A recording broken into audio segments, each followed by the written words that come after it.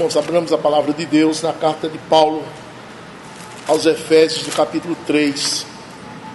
E vamos ler do versículo 1 ao versículo 13. Efésios 3, de 1 a 13, diz assim a Escritura: Por esta causa eu, Paulo, sou prisioneiro de Cristo Jesus por amor de vós, gentios, se é que tendes ouvido a respeito da dispensação da graça de Deus, a mim confiada para vós outros. Pois segundo a revelação me foi dado conhecer o mistério, conforme escrevi há pouco, resumidamente. Pelo que quando ledes, podeis compreender o meu discernimento do mistério de Cristo, o qual em outras gerações não foi dado a conhecer aos filhos dos homens, como agora foi revelado aos seus santos apóstolos e profetas no Espírito, a saber, que os gentios são co-herdeiros, membros do mesmo corpo e coparticipantes da promessa em Cristo Jesus, por meio do Evangelho, do qual fui constituído ministro, conforme o dom da graça de Deus, a mim concedida, segundo a força operante do seu poder. A mim, o menor de todos os santos, me foi dada esta graça de pregar aos gentios o Evangelho das insondáveis riquezas de Cristo, e manifestar qual seja a dispensação do mistério desde os séculos, oculto em Deus que criou todas as coisas, para que pela igreja a multiforme sabedoria de Deus se torne conhecida agora dos principados e potestades nos lugares celestiais, segundo o eterno propósito que estabeleceu em Cristo Jesus, nosso Senhor, pelo qual temos ousadia e acesso com confiança mediante a fé nele. Portanto, vos peço que não desfaleçais nas minhas tribulações por vós, pois nisso está a vossa glória. Amém. Pregaremos esta noite sobre conhecendo um segredo maravilhoso. As pessoas gostam de tomar conhecimento de segredos. E aí, tem alguma novidade? Ao ouvirem a frase, vou te contar um segredo, as pessoas param tudo que estão fazendo. O motorista estaciona o carro no acostamento, o advogado para a consulta à lei, o médico para a consulta ao paciente, o trabalhador desliga a máquina, todos param para se concentrar no segredo que vão ouvir do seu interlocutor. Deus também tem os seus segredos. Uns ele contou, outros ele manteve escondido até certo ponto contou. Outros ele tem guardado no coração por toda a eternidade e nós nunca vamos saber. No contexto da carta, Paulo estava preso em Roma. E ele aproveitava o tempo preso para fazer duas coisas: receber as pessoas que o visitavam, para lhes pregar o Evangelho.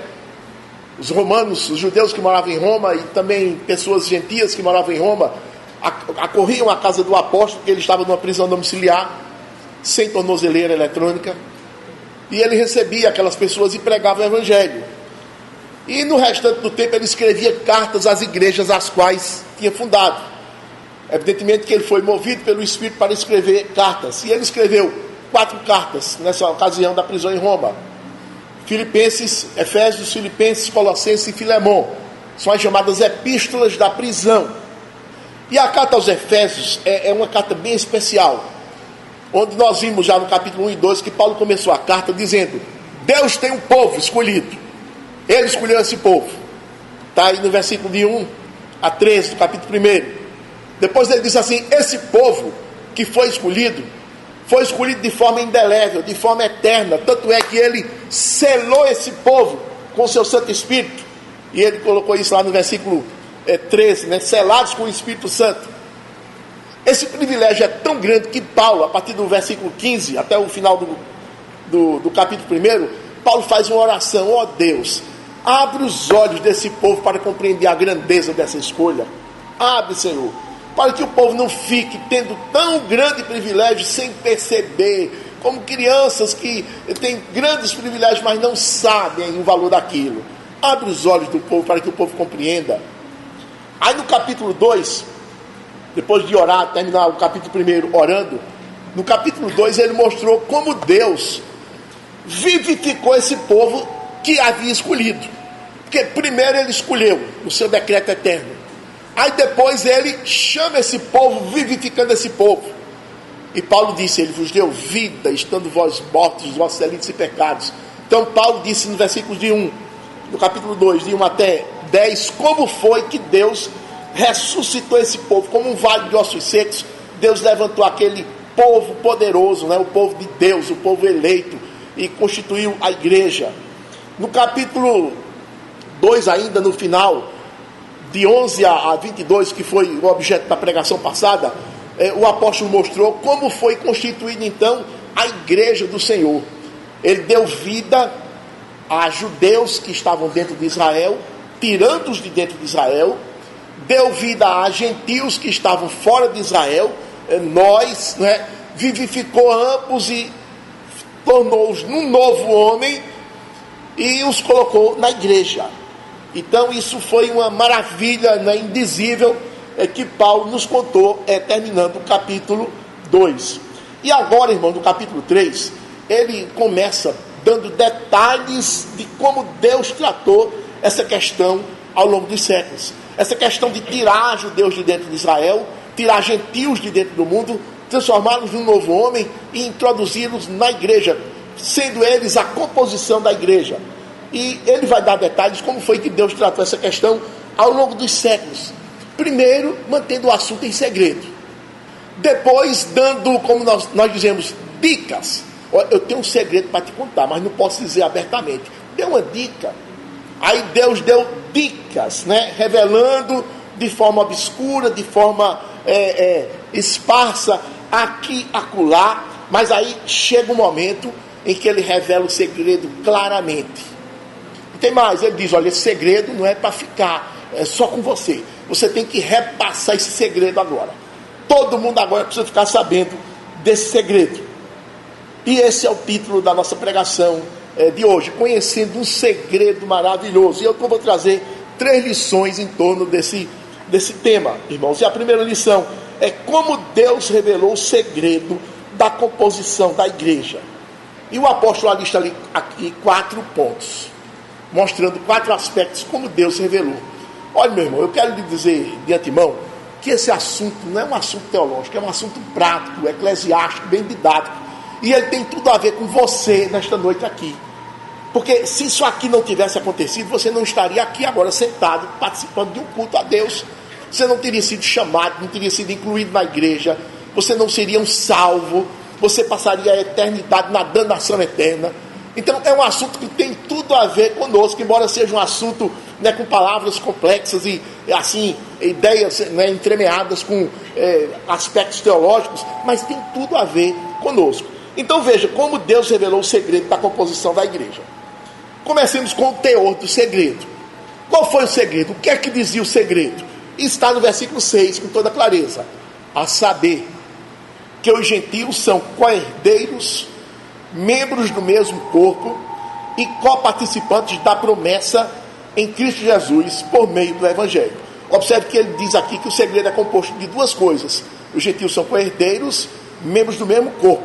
Membros do mesmo corpo é a primeira coisa. Segunda, coparticipantes da promessa em Cristo Jesus por meio do Evangelho. Essa é a razão por que estamos aqui reunidos neste local, nesta oportunidade. Porque Deus nos fez co-herdeiros, membros do mesmo corpo, que é a igreja, não é? E coparticipantes da promessa em Cristo Jesus. Você pode nem considerar, mas você só é salvo porque Deus lhe contemplou na igreja. Isso foi feito na eternidade. Isso ocorreu quando ele lhe fez como gentil participante da sua bênção de aproximação de si. Da mesma forma que ele tirou judeus de dentro de Israel e os vivificou e formou a igreja, e nós vemos aquele espetáculo ali em Atos 2, na cidade de Jerusalém, da mesma forma que ele fez aquilo, ele também tirou gentios do mundo e os colocou dentro da igreja. E dos 2 fez um, irmãos, um novo homem. Ele não tirou gentios do mundo para colocar em Israel, nem deixou os crentes dentro de Israel, mas ele tira de dentro de Israel. Ele tira o gentio de dentro do mundo, transforma os 2 num novo homem e os coloca na igreja. Isso foi feito, meu irmão, na mais completa ignorância da sua parte. Você estava 100% alheio a isso que estava acontecendo. Agora também Deus fez os gentios coparticipantes da promessa. Não apenas os incluiu na igreja, mas os fez participantes da promessa. Que promessa é essa? Capítulo 1, versículo 13, está a resposta da promessa. em quem também vós, depois que ouviste a palavra da verdade, o evangelho da vossa salvação, tendo nele também crido, fostes selados com o Santo Espírito da promessa. Então o Espírito do Senhor é o ministro do novo nascimento.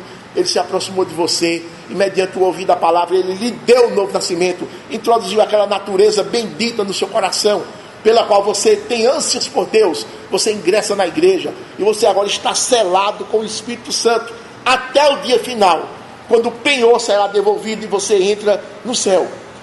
Então, irmãos, esse é o conteúdo do segredo. Esse é o conteúdo do segredo. Ah, pastor, está certo, uma coisa bonita, mas qual é o valor disso? Qual é o valor disso? Você se lembra antes qual era a sua condição?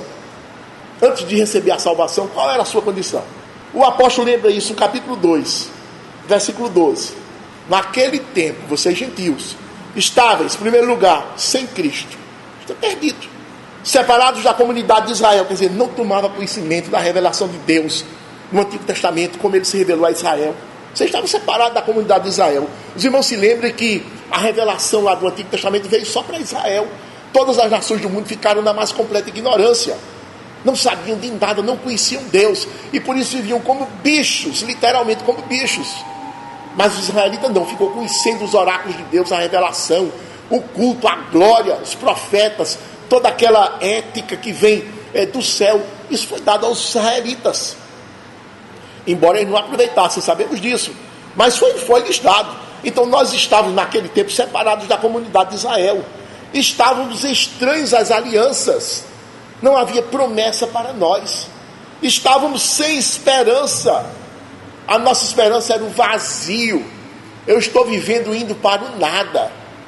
Sem esperança e sem Deus no mundo. Estamos como pagãos.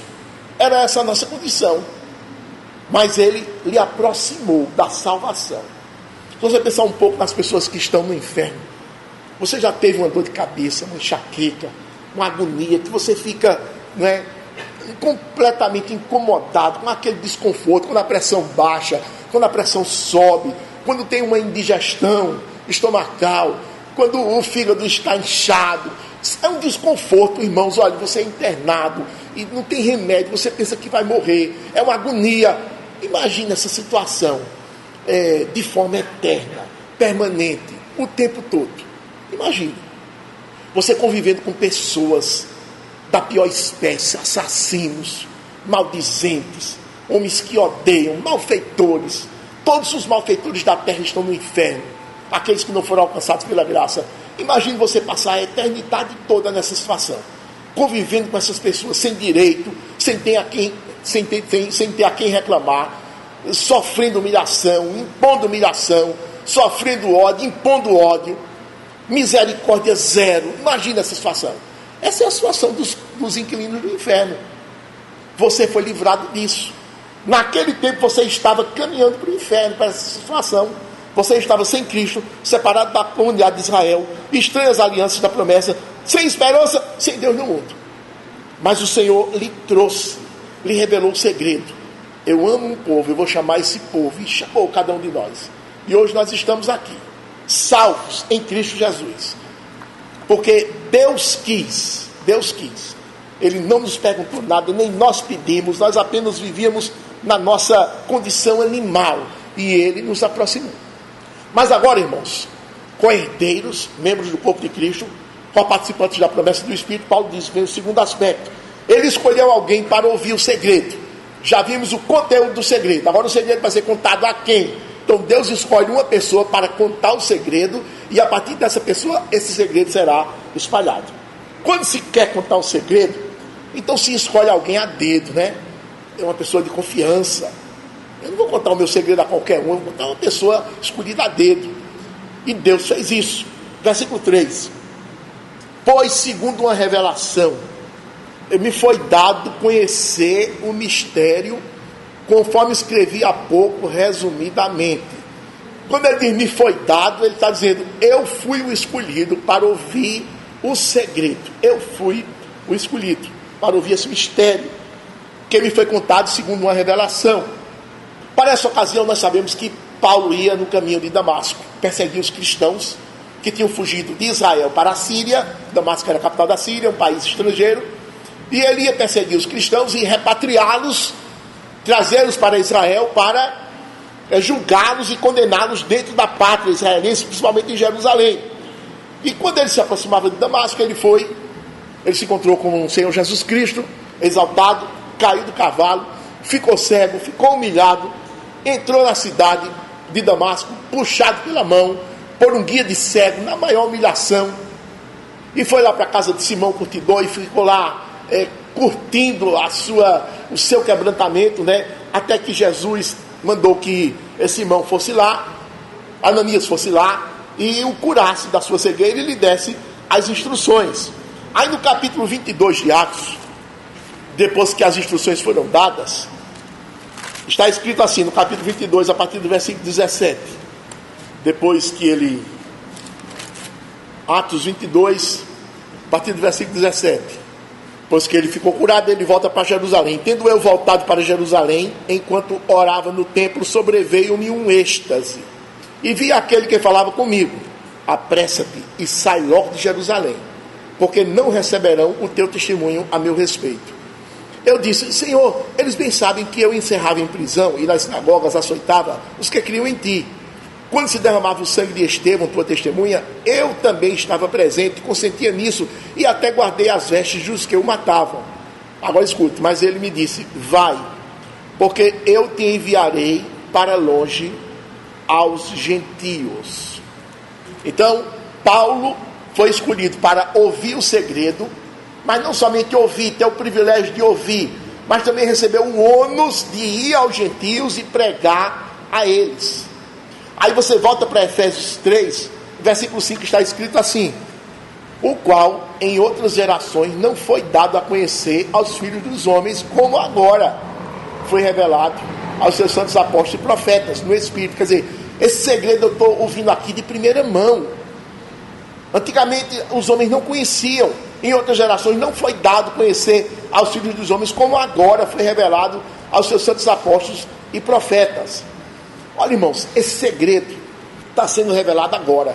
Em outras gerações ele não foi dado a conhecer os filhos dos homens. Mas nós sabemos que o que Paulo está dizendo é a clareza do segredo. Porque desde os tempos antigos que Deus já dava pinceladas, dicas desse segredo.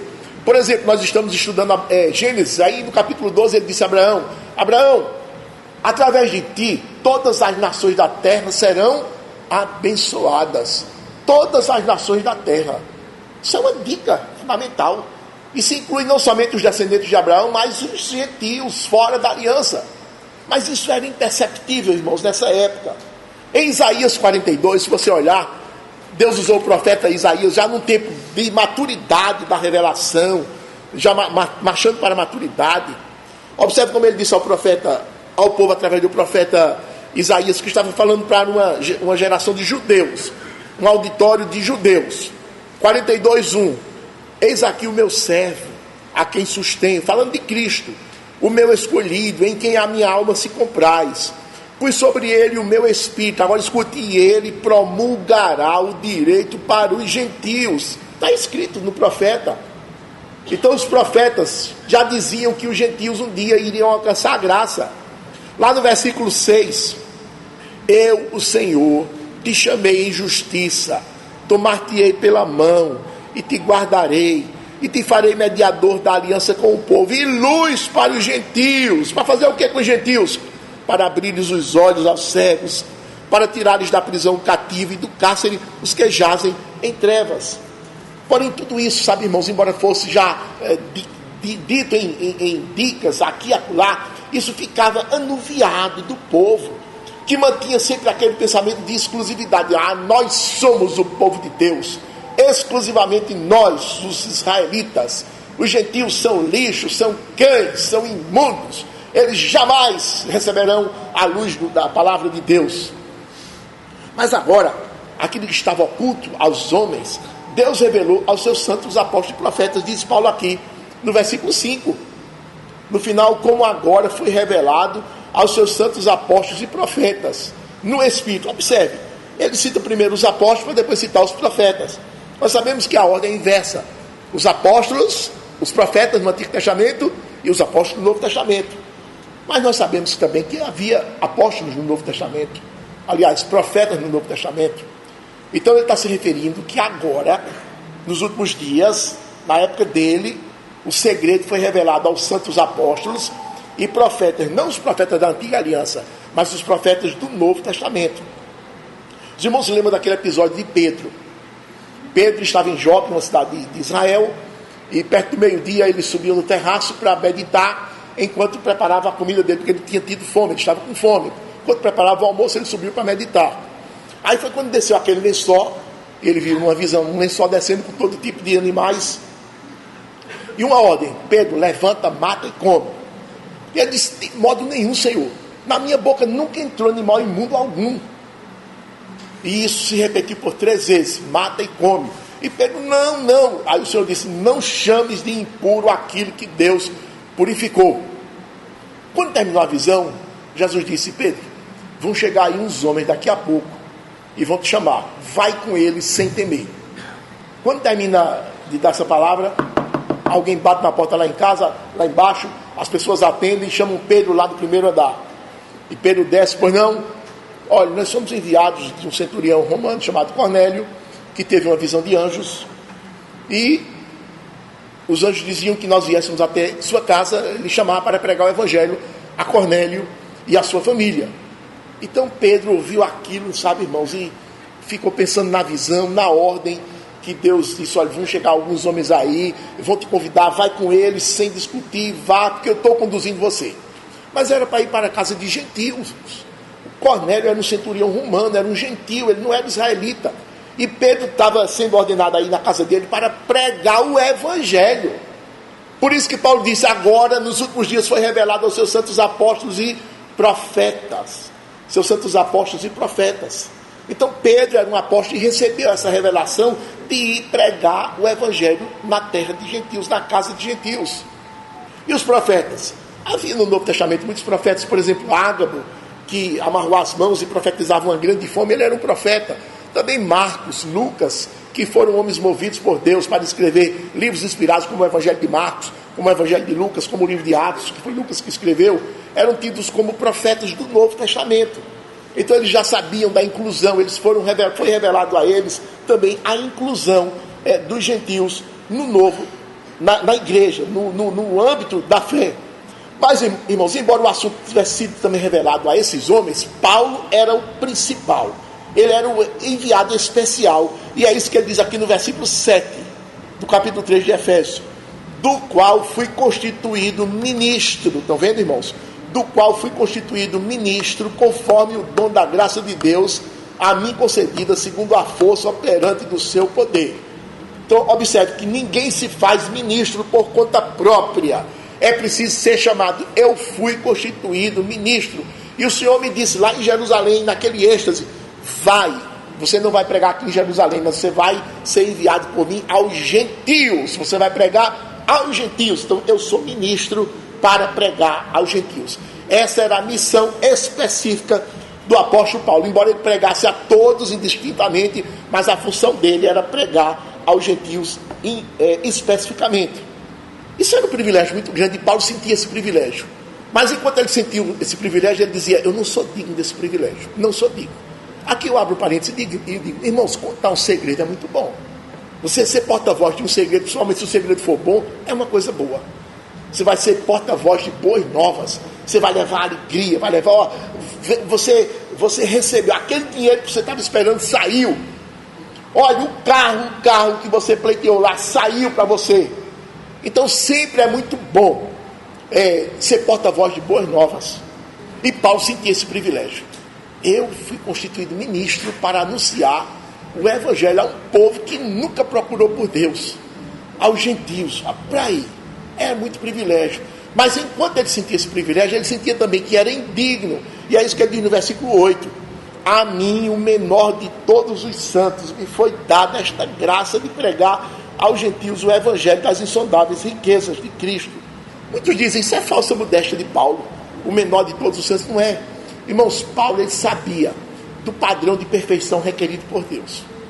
Nós sabemos que o padrão de perfeição requerido por Deus é 100% perfeito. Deus só quer as coisas 100% perfeitas. Por isso que nenhum de nós alcançaria nada de Deus baseado nas nossas obras, porque nossas obras têm imperfeições e Deus reprova qualquer imperfeição, por menor que seja. Por isso que nós só somos salvos pela graça. Pela graça, é um favor que Ele nos dá, mas Ele coloca sobre nós um manto de perfeição chamado Jesus Cristo, a justiça de Jesus Cristo. Então Paulo sabia que o padrão de perfeição requerido por Deus é perfeito. É perfeito. E outra coisa, além disso, eu sou um pecador. Pior ainda, eu persegui a igreja do Senhor. Pior ainda, eu persegui, assolei muitas casas de crentes.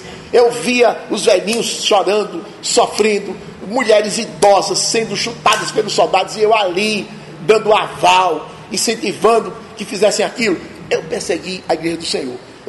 De todos os indignos, eu sou o mais indigno. Eu sou o menor, mas recebi esse privilégio. Diz aqui no versículo 8: o menor de todos os santos, me foi dada esta graça de pregar aos gentios o evangelho das insondáveis riquezas de Cristo. Certo é que Paulo, irmãos, foi o escolhido mesmo para trazer a revelação desse segredo, desse mistério oculto há séculos, de grande alegria para os gentios. O profeta dizia: o mundo que andava em trevas viu grande luz, e aos gentios que viviam no vale da sombra da morte foi revelada a luz. Faça uma aplicação e diga: meu irmão, aprenda a ser grato a Deus. É por essa dádiva que Ele trouxe de longe. Ele trouxe de longe. Ele colocou na salvação de modo inalterável. Sua salvação é inalterável, irremovível, eterna, permanente. E ainda se lhe mandou ir adiante e pregar esse evangelho. É um privilégio você sair e pregar essa graça de Deus estendida aos gentios. E é isso que nós temos incentivado a igreja a fazer. Saiam, irmãos, e preguem. Anunciem essa graça que os irmãos receberam. Terceiro aspecto: Deus não apenas escolheu Paulo, não apenas contou o segredo a Paulo, mas também deu-lhe plena compreensão desse segredo. Quando você vai contar um segredo, você precisa saber dos detalhes do segredo, porque as pessoas vão perguntar: isso, como foi isso? Você tem que saber. Mas isso, você tem que saber. Então é preciso saber todos os detalhes de um segredo para poder contá-lo, tintim por tintim. E Paulo recebeu de Deus essa compreensão plena do segredo. Versículo 2. Vou ler o 1 e o 2. Por esta causa eu, Paulo, sou prisioneiro de Cristo Jesus, por amor de vós, gentios. Está escrevendo a igreja de Éfeso, né? Se é que tendes ouvido a respeito da dispensação da graça de Deus, a mim confiada para vós outros. Alguns estranham Paulo ter dito isso. Se é que tendes ouvido a respeito da dispensação da graça de Deus, a mim confiada para vós outros. Olha, irmãos, Paulo fundou a igreja de Éfeso. Paulo conhecia os irmãos de Éfeso. Paulo depois pregou na escola de Tirano por 2 anos, ensejando que todos os habitantes da Ásia ouvissem o evangelho. A escola de Tirano ficava na cidade de Éfeso. Então Paulo era largamente conhecido ali naquela igreja de Éfeso. Só que ele passou 2 anos preso lá em Cesareia. Agora já vai passando 2 anos preso em Roma. Já está distante desses irmãos pelo menos 4 anos. A igreja de Éfeso era uma igreja muito intensa, muito dinâmica. Muita gente entrava, muita gente novata. E é possível que muitas dessas pessoas que entrassem na igreja, que estavam recebendo essa carta 5, 6 anos depois, não conhecessem os detalhes do ministério do apóstolo Paulo. Por isso que ele diz: por esta causa eu, Paulo, sou prisioneiro de Cristo Jesus por amor de vós, gentios, se é que tendes ouvido a respeito da dispensação. Então ele se refere mais a esse povo novo que estava dentro da igreja, né? E que não conhecia o ministério de Paulo. Mas ele está dizendo: se é que tendes ouvido a respeito da dispensação da graça a mim confiada. Quer dizer, a tarefa de pregar aos gentios foi dada a mim. Isso mostra que Paulo compreendia perfeitamente o segredo que Deus lhe contou, sem qualquer dúvida. E muito mais, irmãos, quando nós lemos o versículo 4, quando ele disse assim: pelo que quando ledes aquilo que eu escrevo, né, podeis compreender o meu discernimento do mistério de Cristo. Quer dizer, ele discernia perfeitamente os detalhes desse segredo que Deus contou a ele. Isto é, a inclusão dos gentios na igreja, na fé, junto com os judeus que vieram a crer em Jesus. Bastava ler o apóstolo Paulo e o povo percebia a clareza com que ele explicava Quem explica com clareza é porque entende com clareza. Então Paulo sabia de todos os detalhes, irmãos, desse segredo. Esse foi o terceiro aspecto, mas tem um quarto aspecto ainda. Não somente privilégios o apóstolo recebeu ao tomar conhecimento desse segredo, mas também recebeu um ônus pesado, irmãos. Quarto aspecto: Deus fez Paulo pagar o preço por esse privilégio. Versículo 1: por esta causa eu, Paulo, sou prisioneiro de Cristo Jesus, por amor de vós, gentios. Por esta causa. Que causa? Irmão, quando você lê qualquer literatura contendo a exclusividade do judeu, você fica chocado, porque o judeu, a palavra de Deus é minha, daqui para lá ela não passa um palmo, é minha, ela está aqui dentro do nosso território, pertence ao nosso povo, é só nossa.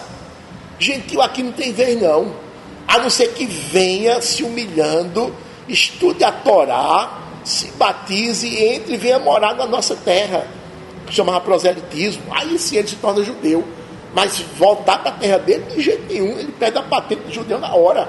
A palavra de Deus está aqui circunscrita no nosso território, é a terra santa. Gentil aqui não entra, gentil aqui não tem vez. É um exclusivismo, irmãos, que dá medo na pessoa.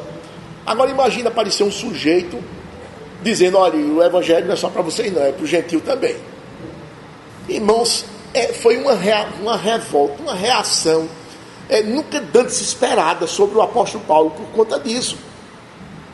Ele estava preso em Roma porque pregou o evangelho aos gentios. Olha, por esta causa eu, Paulo, sou prisioneiro de Cristo Jesus por amor de vós. Olha, eu estou preso aqui em Roma 2 anos. Eu estava preso em Cesareia, aí passei 2 anos em Cesareia preso. E aqui em Roma já vai se completando 2 anos. Eu estou preso porque preguei o evangelho aos gentios. Então eu sou um prisioneiro de Cristo. Paulo reconhecia as autoridades humanas, respeitava as autoridades. Até ele reconhecia a autoridade do imperador Nero, que era o imperador da época, um déspota da pior qualidade. Mas ele não se sentia prisioneiro de Herodes, não se sentia prisioneiro de Nero. Eu sou um prisioneiro de Cristo. Eu estou preso até o momento em que Cristo disser: eu vou lhe soltar. Ele tinha essa plena consciência. Mas ele estava preso por esta causa. Esta causa é pregar o evangelho aos gentios, é incluir os gentios na fé. Isso era um absurdo para o judeu. O gentio ouvir a palavra de Deus é um absurdo, não podem. A palavra de Deus é só para nós gentios, só para nós judeus.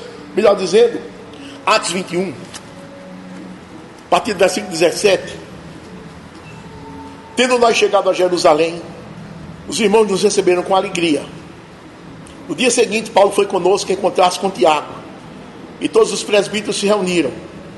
E tendo-os saudado, contou minuciosamente o que Deus fizera entre os gentios por seu ministério. Paulo está vindo da viagem missionária e está dando um relatório à igreja dos judeus, aos apóstolos, de como Deus fizera entre os gentios por seu ministério. Ouvindo, deram eles glória a Deus. Então a igreja entendia que o evangelho devia ser estendido aos gentios, porque já houve o concílio de Jerusalém, no Atos 15, no qual ficou esclarecido que também os gentios poderiam ouvir a palavra de Deus. Eles entenderam na escritura. E agora Paulo está dando um relatório de uma viagem, dizendo que pregou aos gentios e houve grande aceitação da palavra de Deus, e a igreja se alegrou. Mas será que o judeu comum vai ter essa mesma reação? O judeu que não está na igreja? Capítulo 21 ainda, versículos 27 a 31. Quando já estavam por findar os 7 dias, os judeus vindo da Ásia, tendo visto Paulo no templo, alvoroçaram todo o povo e o agarraram, gritando: israelitas, socorro! Aquele escândalo. Esse é o homem que por toda parte ensina todos a serem contra o povo, contra a lei, contra este lugar. Ainda mais introduziu até gregos no templo. Grego é um gentio, né? Ainda mais introduziu um gentio no templo e profanou este recinto sagrado. Pois antes tinham visto Trófimo e o Efésio em sua companhia na cidade e julgavam que Paulo introduziram no templo. Agitou-se toda a cidade, havendo concorrência do povo, e agarrando a Paulo, arrastaram-no para fora do templo, e imediatamente foram fechadas as portas. Procurando eles matá-lo, chegou ao conhecimento do comandante da força que toda Jerusalém estava amotinada. Então ele foi lá e ele arrebatou Paulo das mãos dele, livrou Paulo. Mas essa revolta aqui foi porque souberam que Paulo estava pregando aos gentios. Aí Paulo agora está preso, aí ele vai fazer a sua defesa, no capítulo 22, versículos 1 e 2. Irmãos e pais, ouvi agora a minha defesa perante vós. Quando ouviram que eles falavam em língua hebraica, guardaram ainda maior silêncio e continuou. Então Paulo faz o seu arrazoado, a sua defesa. Aí lá no versículo 17, quando ele está para terminar a defesa, ele diz: tendo eu voltado para Jerusalém, enquanto estava no templo, sobreveio-me um êxtase, aqui nós já vimos, e vi aquele que falava comigo: apressa-te e sai logo de Jerusalém, porque não receberão o teu testemunho a meu respeito. Isso é Jesus dizendo a Paulo. Eu disse: Senhor, eles bem sabem que eu encerrava em prisão e nas sinagogas açoitava os que criam em ti. Quando se derramava o sangue de Estevão, tua testemunha, eu também estava presente, consentia nisso e até guardei as vestes dos que o matavam. Mas ele me disse: vai, porque eu te enviarei para longe aos gentios. Irmãos, quando Paulo disse que foi enviado por Jesus para pregar aos gentios, veja a reação. Ouviram-no até essa palavra e então gritaram dizendo: tira tal homem da terra, porque não convém que ele viva. Esse homem deve morrer porque pregou o evangelho aos gentios. Que coisa terrível, que reação, irmãos. No capítulo 23 de Atos, versículos 12 e 13, quando amanheceu, Paulo voltou para a prisão. Depois desse sermão, depois dessa defesa, ele volta para a prisão. Aí quando amanheceu, os judeus se reuniram e, sob anátema, juraram que não haviam de comer nem beber enquanto não matassem Paulo. Eram mais de 40 os que entraram nesta conspirata. Todo esse ódio aqui é porque Paulo pregou o evangelho aos gentios. E foi assim que Paulo disse: olha, se aqui não tem jeito para me julgar, eu apelo para César. Aí o governador disse: se apelaste para César irás. Aí ele agora é transportado da prisão de Cesareia para Roma e vai no navio naquela viagem que todos nós conhecemos, todos aqueles percalços. Capítulo 27 de Atos, versículos 1 e 2. Quando foi decidido que navegássemos para a Itália, entregaram Paulo e alguns outros presos a um centurião chamado Júlio, da corte imperial. Embarcando no navio Adramitino, que estava de partida para costear a Ásia, fizemos-nos ao mar, indo conosco Aristarco, Macedônia e Tessalônica. Então Paulo agora vai para Roma. Quando chega lá, ele fica preso numa casa. E é dessa casa que ele está escrevendo a carta aos Efésios. Exatamente essa que nós estamos lendo.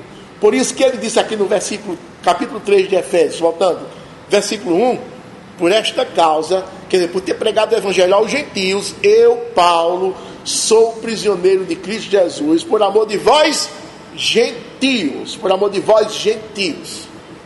Agora eu me dirijo a você e pergunto: meu irmão, qual é o preço que você tem pago por pregar o evangelho de Deus, por evangelizar? Diga, qual é o preço que você tem pago?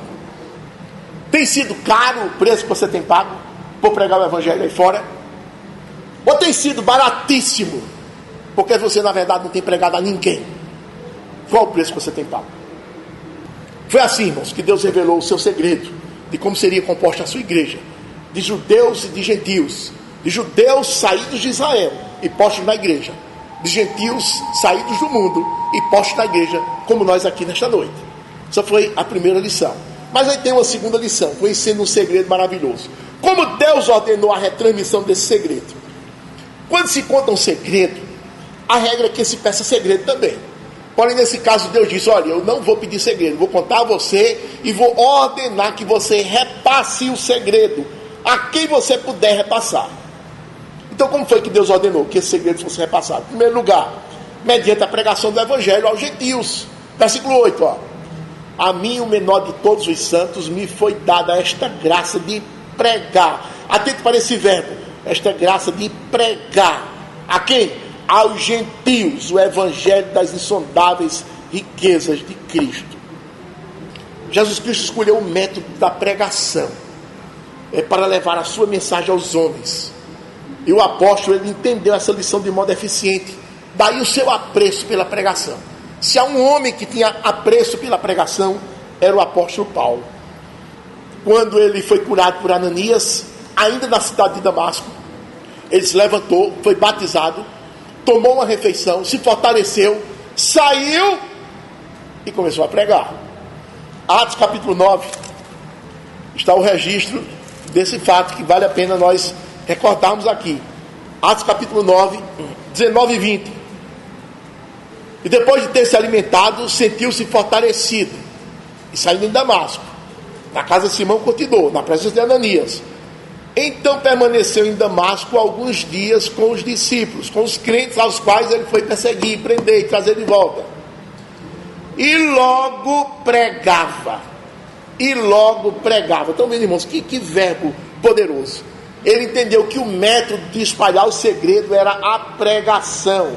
E logo pregava. Depois ele vai para Jerusalém, mesmo capítulo 9 de Atos, versículos 26 a 28. Tendo chegado a Jerusalém, procurou juntar-se com os discípulos. Todos, porém, o temiam, não acreditando que ele fosse discípulo.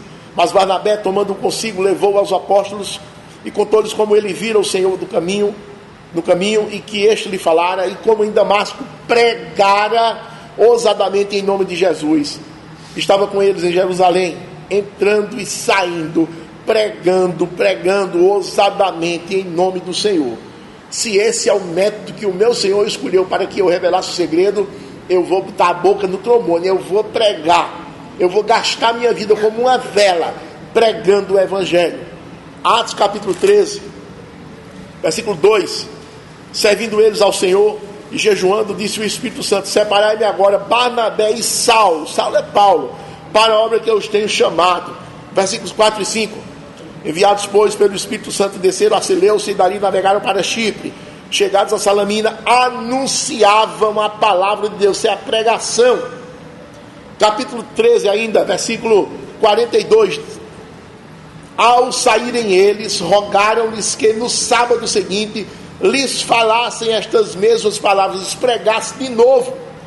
Atos capítulo 14, versículo 1. Em Icônio, Paulo e Barnabé entraram juntos na sinagoga judaica e falaram de tal modo que veio a crer grande multidão. Ele falava, ele pregava com uma paixão, com uma convicção, irmãos, com um fervor, com um poder tão grande que multidões se rendiam aos pés do Senhor.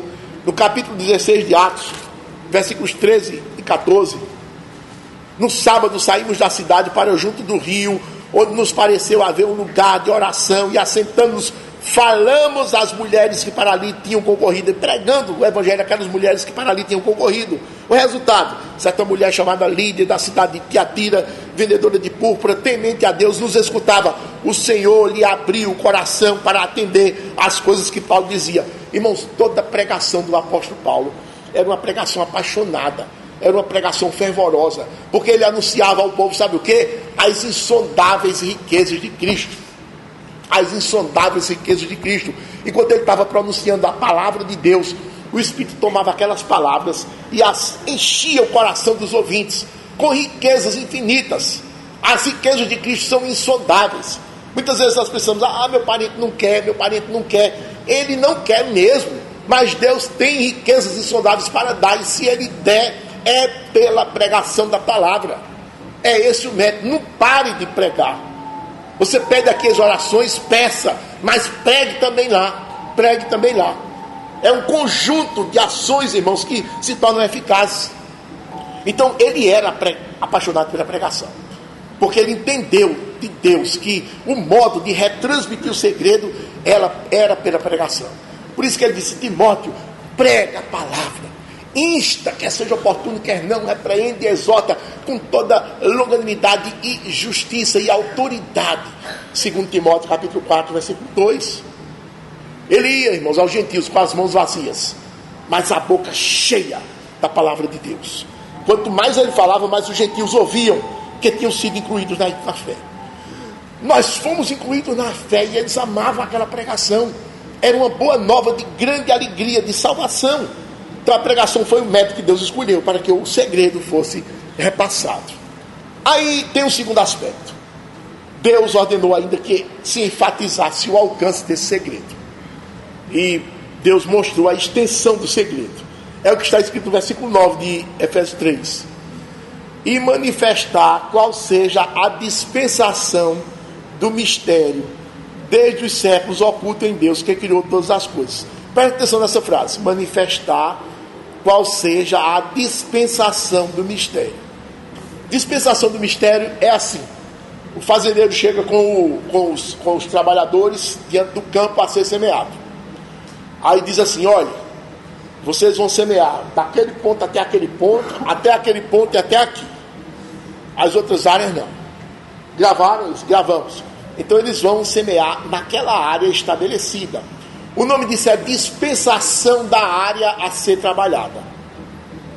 Então, quando Paulo diz aqui, manifestar qual seja a dispensação do segredo, do mistério, ele está falando que ouviu de Deus, que devia ensinar, até onde essa graça devia se estender. Até nós temos na nossa confissão de fé um capítulo, o Evangelho e a extensão da sua graça. Não é verdade, irmãos? Então, até onde vai essa pregação? Sobre quem? Em qual tempo? Em qual espaço? É isso que ele está querendo dizer. Deus quer que a sua graça seja anunciada, irmãos, não somente aos gentios das cercanias de Jerusalém, que era o ponto nevrálgico da religião, que era a capital, mas também aos gentios de todo o mundo de então. Mas não somente aos gentios de todo o mundo de então, aos gentios de todas as eras daquele tempo para cá. Por isso que nós daqui de Caruaru fomos atingidos por essa dispensação da graça de Deus. Deus, irmãos, ordena que manifestemos qual é a dispensação do mistério, qual é a administração, a extensão, o alcance, até onde atinge esse maravilhoso segredo de que os gentios também foram contemplados. Quando você pede aqui as orações pela conversão dos seus parentes, é porque você acredita que a graça está estendida sobre a nossa nação, sobre a nossa família. Senhor, faze com que creiam. É o seu clamor. É isso que você tem dito aqui. É isso que você crê. Então pregue, irmãos, porque estamos no tempo da graça. A graça está aberta. Jesus mesmo afirmou: eu sou a luz do mundo. Não é a luz de Israel, sou a luz do mundo. João 8,12. Do mundo. Eu sou a verdadeira luz que, vinda ao mundo, alumia a todo homem. João 1,9. Isso é extensão. Por isso que quando os crentes pregam o Evangelho, eles são chamados de a luz do mundo. Quando nós estamos pregando o Evangelho, nós somos chamados de a luz do mundo. Em Mateus 5,14, vós sois a luz do mundo. Somos chamados de candeias. Eu não vou acender ninguém, eu não vou acender um candeeiro para colocar debaixo da cama, eu coloco no velador. Todo crente que eu faço nascer de novo, eu coloco ele no velador. Para quê? Para que ele alumie os demais. Para que ele alumie os demais. Lucas 11,33. Os crentes são chamados de candeeiros. Em Apocalipse 1,20. Pregue a todos, irmãos, aos homens de todas as classes. Porque a graça de Deus se manifestou Salvador a todos os homens. Tu é homem de todas as classes. Não hesite, não desacredite, não. Isso é verdade. Isso faz parte do cumprimento da ordem de retransmitir o segredo de Deus. Ele quer que o seu segredo seja conhecido do máximo de pessoas que você puder transmitir. Você não tem o seu trabalho, você não tem uma área de influência, tem pessoas que chegam ao seu redor. Irradie a luz do Evangelho. Em palavras, numa palavra de conforto, numa frase, num folheto bem bíblico, numa oração. Faça isso. Mas não somente aos homens esse segredo deve ser contado, mas também aos anjos. Aos anjos, sim, aos anjos devemos contar esse segredo. Deus ordenou também que retransmitíssemos esse segredo aos anjos. Mas pastor, aos anjos, mas é o que está escrito. Versículo 11. Segundo o eterno, versículo 10. Para que pela igreja a multiforme sabedoria de Deus se torne conhecida agora dos principados e potestades nos lugares celestiais, segundo o eterno propósito que estabeleceu em Cristo Jesus, nosso Senhor. Esse eterno propósito aqui do versículo 11, irmãos, é um decreto. É algo que nos é muito familiar. Quando a gente fala em decreto, todos os membros da igreja, até as crianças, entendem o que é. O decreto de Deus, aquele decreto maravilhoso, é o propósito. Pertence exclusivamente a Deus. Então, como é que nós tomamos conteúdo do decreto? Nós tomamos conteúdo do decreto quando lemos a Escritura, e tomamos conteúdo do decreto quando nós vemos ao nosso redor as coisas acontecendo. Tudo que acontece aqui, estava no decreto. Existem coisas que acontecem e nós nem nos apercebemos, irmãos, por conta da nossa pequenez de visão, sabe? Mas está tudo no decreto. Às vezes nós ficamos chocados com certos acontecimentos, mesmo sabendo que estão no decreto. Ficamos horrorizados. Meu Deus, como pode uma coisa dessa? Porém, aqui o versículo 10 diz que a ação da igreja de evangelizar torna conhecida diante dos anjos as múltiplas faces da sabedoria de Deus. Versículo 10. Para que pela igreja a multiforme sabedoria de Deus se torne conhecida agora dos principados e potestades nos lugares celestiais. Quando você estiver pregando o evangelho aos gentios, os anjos vão cair o queixo. Sabe por quê, irmãos? Vou explicar. Os irmãos sabem que no Antigo Testamento a atividade angelical era intensa. E apareceu o anjo do Senhor e era intensa lá. A Manoá e lá no deserto. Em todas as ocasiões era anjo para cá e anjo para lá, como diz o hino. Não era anjo subindo, anjo descendo. A atividade angelical era intensa. Então os anjos, irmãos, eles viam a revelação de Deus à medida que Deus ia revelando. Eles não sabiam do todo, não. Então o que é que eles viam? Que Deus mandava a palavra para Israel. Não mandava palavra para gentil nenhum. Deus mandava os anjos para Israel. Mandava acudir os israelitas. E o anjo do Senhor veio e fez rebombar e destruiu o exército dos filisteus. Destruiu o exército da Assíria. E o anjo exterminador veio e no outro dia eram 180 mil cadáveres de Senaqueribe. Então a palavra de Deus é só para os israelitas. Os anjos tinham essa plena convicção. Quando chega o Novo Testamento, que os anjos enxergam Paulo pregando para os gentios, e os gentios se convertendo, os anjos caem o queixo. Porque isso é uma coisa nova para os anjos do Senhor. E quando a igreja, em todos os lugares, pregando o evangelho, a igreja de Caruaru, pregando o evangelho nas cercanias, nas redondezas, e as pessoas se convertendo, os parentes dos irmãos, os amigos, os desconhecidos, nos núcleos, em todos os lugares, os anjos ficam maravilhados. Como é multifacetada a sabedoria inescrutável de Deus. E é isso que ele está dizendo no versículo 10, para que pela igreja a multiforme sabedoria de Deus se torne conhecida agora dos anjos nos lugares celestiais. Você tem sido um agente de retransmitir o segredo de Deus? Pergunta a você. Tem sido? Você tem pregado aos gentios que estão ao seu redor, dentro de casa, até na mesma cama, e aos gentios de longe. Os anjos olhando para você ficam boquiabertos com você como gentio, pregando a outro gentio. Eles veem em você a sabedoria de Deus, a multiforme sabedoria de Deus agindo na sua vida. Ou os anjos vão dizer assim: meu Deus, como é tudo de coração aquele membro da Igreja Batista da Graça, tendo recebido tamanhos privilégios e responsabilidades. Ele não cumpre o Evangelho, não prega o Evangelho a ninguém. Um privilégio que, se fosse comigo. Paulo disse que os anjos não pregam o evangelho, eles anelam para escrutar, porque eles nunca pecaram, eles não sabem o que é ter sido lavado, não experimentaram o que é ter sido lavado pelo sangue do Cordeiro, como nós experimentamos. E eles não ficam boquiabertos com a sua ação, se você não prega. Mas quando você prega, eles ficam boquiabertos com a sabedoria inescrutável do Senhor. Essa foi a segunda lição, como Deus ordenou a retransmissão desse segredo. E a última lição, como aplicar esse segredo à vida prática. Nessa lição aqui o apóstolo lista duas coisas, e elas estão no versículo 12. Pelo que temos ousadia e acesso com confiança mediante a fé nele. Se eu perguntar a você, está falando de que esse versículo aqui? Você vai ter que responder, está falando de oração. Pelo que temos ousadia e acesso com confiança mediante a fé nele. Depois de uma demonstração de amor tão grande para conosco, gentios, que vivíamos sem Cristo, separados da comunidade de Israel, estranhos às alianças, não tendo esperança sem Deus no mundo, e tendo recebido tantos privilégios, tanta bondade, demonstração de tanto amor, ele ordena agora que nós podemos ter pleno acesso a ele. Ordena que oremos sem cessar. Ordena que insistamos com ele na oração. Para isso ele contou aquela história da viúva e do juiz iníquo, que ela apresentou a sua causa a um juiz que tinha duas características: não temia a Deus, nem respeitava homem algum. Ele era um bicho, esse homem. Não tinha a menor chance desse juiz atender aquela viúva, porque ele não temia a Deus, nem respeitava homem algum. Imagina uma viúva, coitada, desamparada, sem ter ninguém que fosse por ela.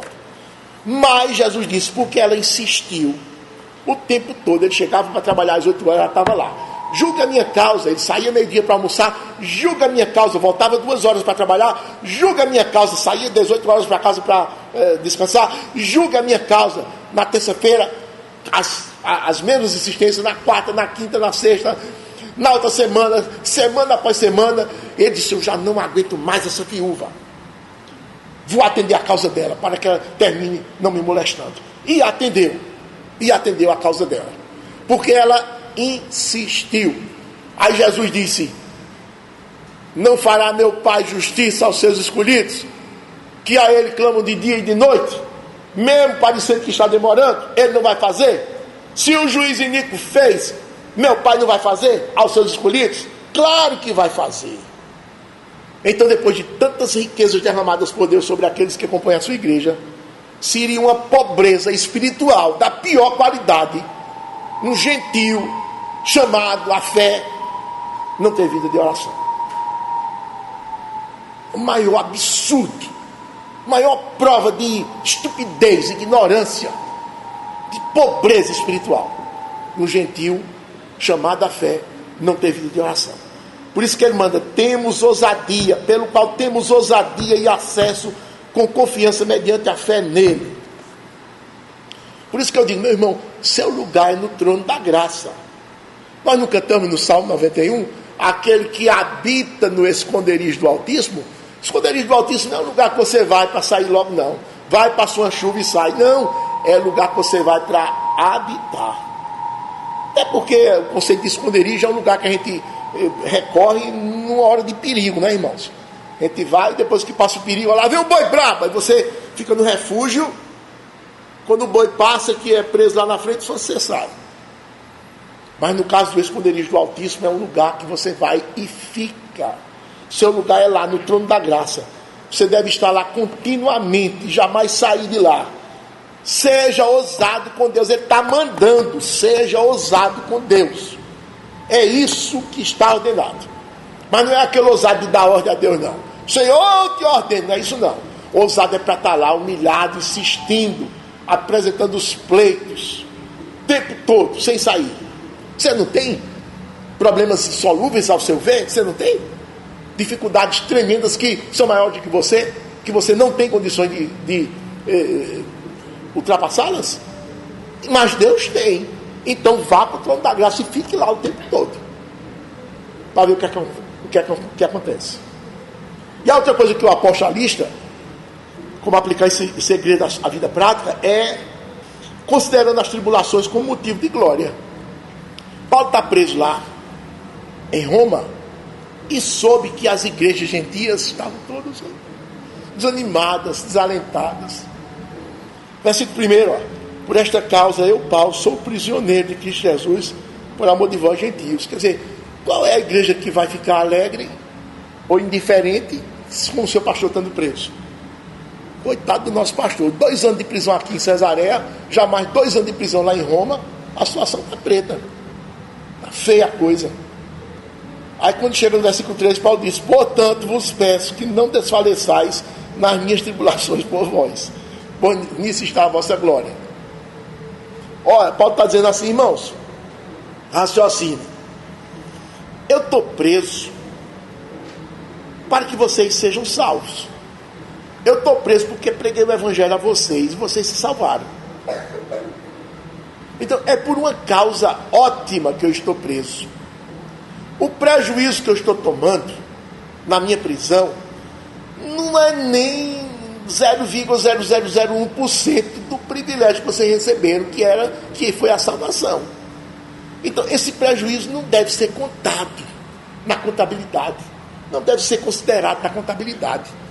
Isso é desprezível. O meu sofrimento é o que menos importa.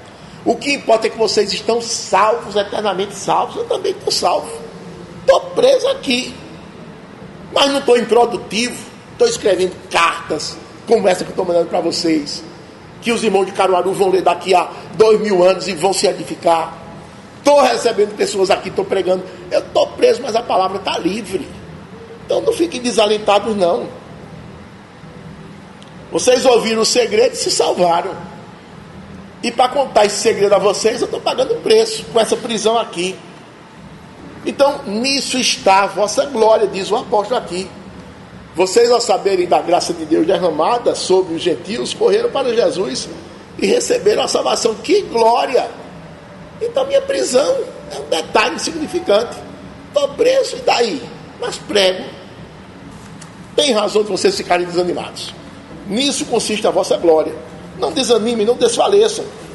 Ainda mais sou prisioneiro de Cristo. Não sou prisioneiro do imperador, não. Quando Cristo achar por bem me soltar, a gente solta.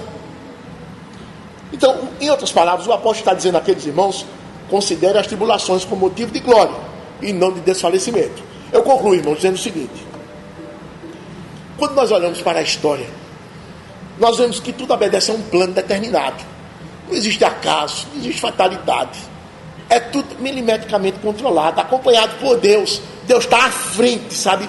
Como mestre de obra, à frente ali. Ele não fica desatento um minuto sequer da construção. Ele traçou tudo, e o melhor, incluiu a mim e a você. Já pensou? Você está incluído no plano. Eu estou incluído. Fazemos parte. Esse plano perfeito e infalível está revelado aonde? Aqui, na Escritura. Por isso, irmãos, que aquele crente que se sente perdido na história, minha vida está sem sentido. Eu estou sentindo um vazio tão grande. Meu Deus, o que é isso? Sentindo um vazio. Eu não tenho vontade de ler a Bíblia, eu não tenho vontade de orar, não tenho prazer em ir para a igreja. Quando o crente diz isso, sabe, irmãos? Sabe qual é o diagnóstico que se dá para ele? Desprezador da Escritura. Não conhece que Deus comanda a história. Não conhece o decreto que está na Escritura. Não medita na Escritura. Não tem capacidade de meditar. É um leitor, sabe, apressado. Não para. O que é que está escrito aqui? O que é que está dizendo aqui? O que é que isso tem a ver comigo? Aquelas perguntas que se faz na meditação, ele não faz nada disso. Pessoa, um leitor apressado. Aí ele desconhece o decreto. Aí começa a pensar feito o povo do mundo. Isso é fatalidade, isso é o acaso, é circunstâncias. O destino me reservou essa amargura, como Noemi. Entenderam, irmãos? Então é um absurdo, sabe? Um crente ficar desfalecido, dizendo que sua vida está sem sentido. Ele está longe da Escritura. Ele pensa como qualquer ímpio. Isso é uma grande derrota para um crente. Essa é a derrota. A derrota é essa.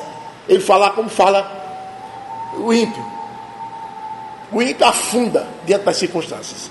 E o crente está afundando também porque desconhece o decreto, não medita, não sente aquilo que Deus escreveu para fortalecer ele está excluído, porque está distante da Escritura. Ainda podemos enxergar também a importância da igreja no plano de Deus. Irmãos, a igreja está no centro de gravidade do plano de Deus.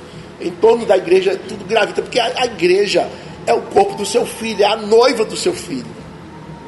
Tudo que tem a ver com o filho tem a ver com a igreja, tudo que tem a ver com a igreja tem a ver com o filho. Então, os olhos do Senhor não estão voltados para Trump, não estão voltados para a União Soviética, para os palestinos, para transformar Jerusalém em capital. Aquilo já passou, irmãos. Deus tem nada a ver mais com aquilo, não. O povo de Deus não é Israel mais, não. O povo de Deus é a igreja.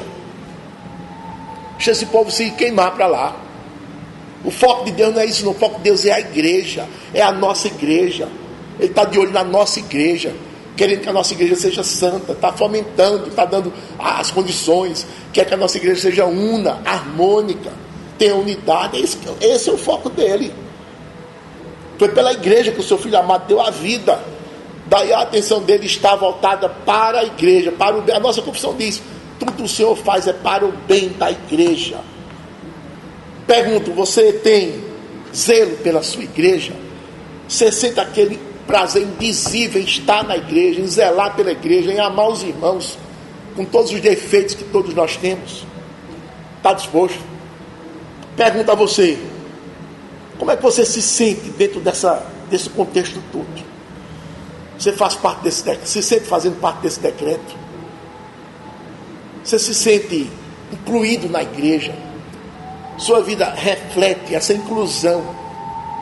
Sua vida é uma resposta ao privilégio recebido da parte de Deus em me incluir na igreja. Você que estava longe, separado da comunidade de Israel, distante das alianças, sem esperança em Deus no mundo. Sua vida é uma resposta a todo esse privilégio que você recebeu da parte do Senhor. Então que o confronto da pregação fale ao seu coração, meu irmão. Quem tem ouvidos para ouvir, ouça. Amém.